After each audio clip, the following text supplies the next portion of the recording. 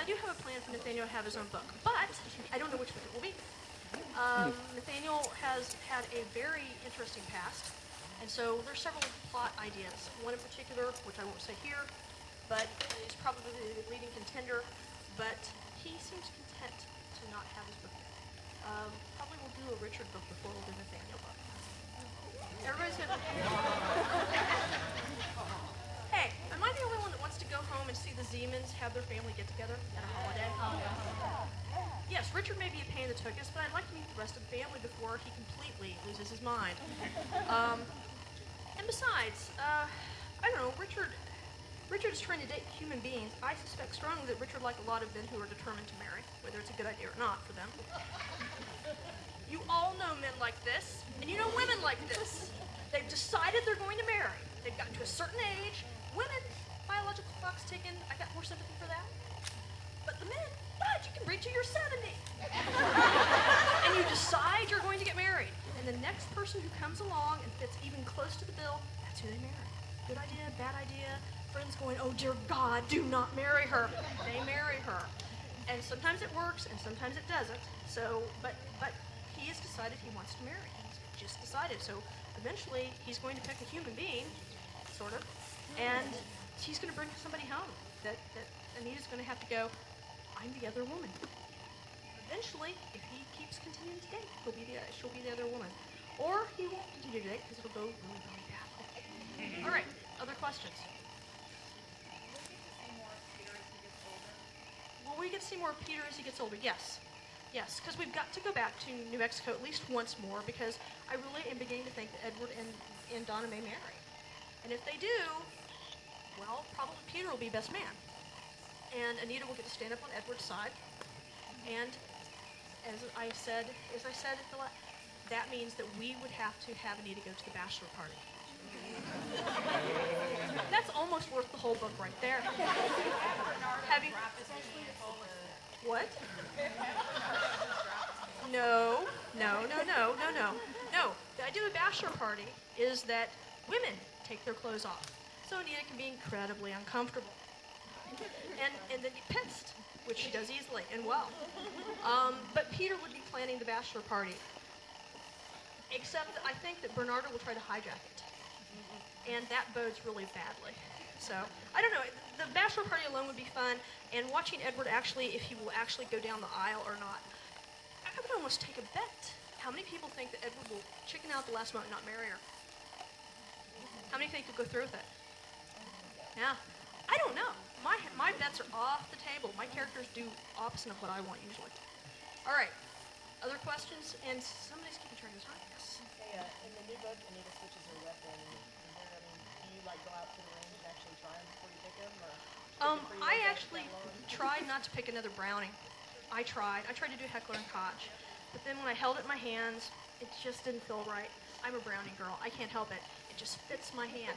BDM though has a smoother profile, and you're not going to get it caught in your clothes. Okay.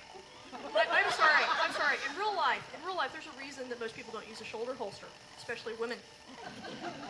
But because a lot of the police forces, the gear that they put on, they make you wear like the vest. To wear the vest, if you have any chest at all, you have to wear the things that smush you, the bras that smush you. Well, that means your breasts have gone out to the side by 1 inch to 2 inches. So if you have a shoulder holster on, you're scraping yourself as you come out. Now, if you wear a push-up bra and your breasts are here, then you have room to draw, but then everyone you work with is going, oh my God, you have breasts. And as a female police officer, what they tell me is they want to pretend they're not as much as possible. They want to be kind of one of the guys. That works better. I don't know. But so, yes, I did.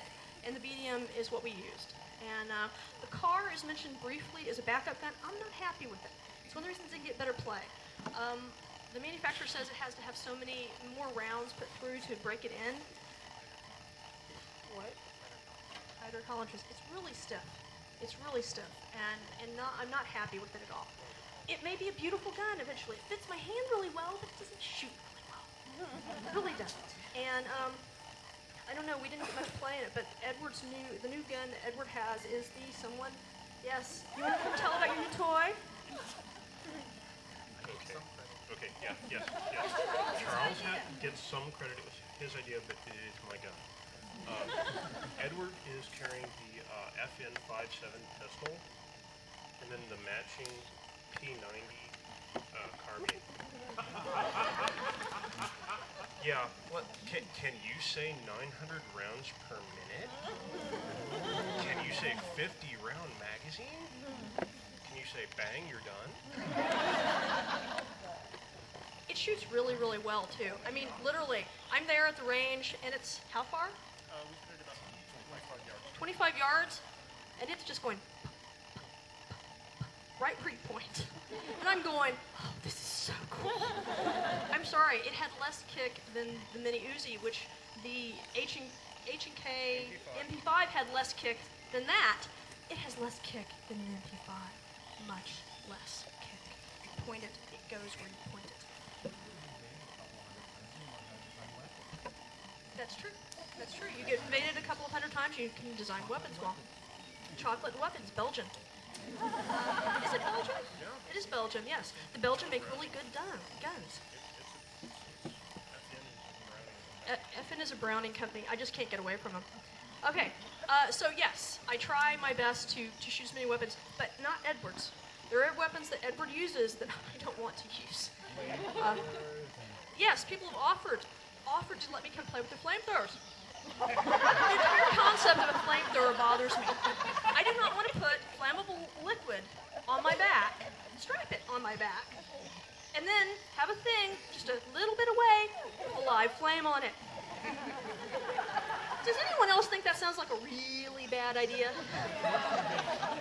It's worse when you're being shot at, because then they can hit the thing that you're on your back and blow you up or burn you up. And no, so I refused, actually. Some people wanted me to play with some of their weapons. I've just gone, thank you, I appreciate the thought, but I never want to do that one. I really don't. It's one of the reasons we haven't seen it on stage, because I'm afraid of them, to be honest. That one scares me. Okay, other questions?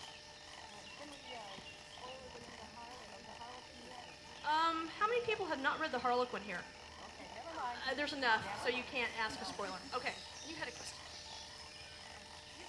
Yes, you. If it's a spoiler, then you have to behave. No spoilers yet. No spoilers yet. Yes. Nick and Biddy, actually, it's going to go, the pregnancy stuff's going to go well. They will be pregnant this month.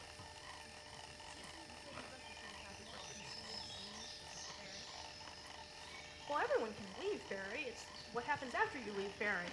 You know, the option's always open, except for the people who are truly human that have been taken in and would have died hundreds of years ago. You're trapped then, and that's according to legend. If somebody disappears into a fairy mound for several hundred years and then they return, they're either very, very old or they turn to dust when they touch the soil. That's traditional. Don't make this stuff up. It's too much fun to take the real stuff. Okay. Other questions?